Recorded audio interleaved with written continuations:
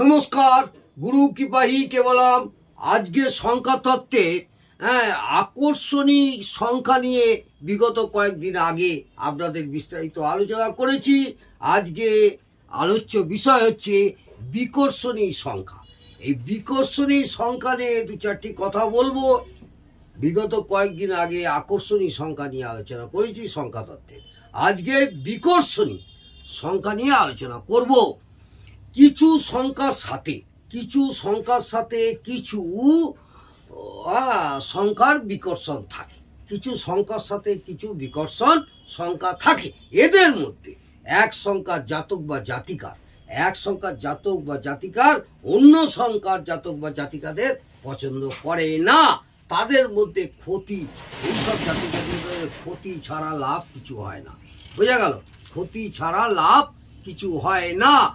যেমন এক সংখ্যা যেসব জাতক জাতিকারা আছেন বা যেসব জাতক জাতিকারা এক সংখ্যা, এই এক সংখ্যার বিকর্ষণী সংখ্যা কোন কোন সংখ্যা?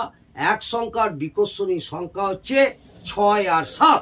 এক সংখ্যার বিকর্ষণী সংখ্যা হচ্ছে 6 আর 7। দুই সংখ্যার বিকর্ষণী সংখ্যা হচ্ছে 5। তিন সংখ্যার বিকর্ষণী সংখ্যা 4 আর 8। চার সংখ্যার বিকর্ষণী সংখ্যাকে চার সংখ্যার বিকর্ষণী সংখ্যা হচ্ছে 3 আর 5। পাঁচ সংখ্যার বিকর্ষণী সংখ্যা হচ্ছে 2 আর 4। 2 আর 4। ছ সংখ্যার বিকর্ষণী সংখ্যা 1 আর 8। ছ সংখ্যার বিকর্ষণী সংখ্যা হচ্ছে 1 আর 8। সাত সংখ্যার বিকর্ষণী সংখ্যা হচ্ছে 1 আর 9। আট সংখ্যার বিকর্ষণী সংখ্যা হচ্ছে 3 আর 6। এবারে শেষ সংখ্যা 9 সংখ্যার বিকর্ষণী সংখ্যা হচ্ছে 7।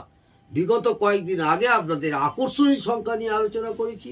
আজকে বিকর্ষণী সংখ্যা, অর্থাৎ এই সব জাতক জাতিকাদের যে সব সংখ্যায় তারা জন্মগ্রহণ করেছে, যেমন যদি এক সংখ্যার জাতক হয় তাদের বিকর্ষণী সংখ্যা, তাদের এই বিকর্ষণী সংখ্যা থেকে একটু অ্যাভয়েড করে যেতে হবে। এবং এই বিকর্ষণী সংখ্যা সঙ্গে যদি বন্ধুত্ব হয় তাতে ক্ষতি ছাড়া লাভ হবে না। বোঝা গেল? আজকে 1 থেকে 9 পর্যন্ত বিকর্ষণী সংখ্যা নিয়ে বিস্তারিত আলোচনা করলাম। যদি ভালো লাগে অবশ্যই কমেন্টে জানাবেন। ভালো না লাগলে জানাবার প্রয়োজন নেই। আগামী দিনে এই সংখ্যা তত্ত্ব নিয়ে আরও বিস্তারিত আলোচনা আপনাদের করব। নমস্কার।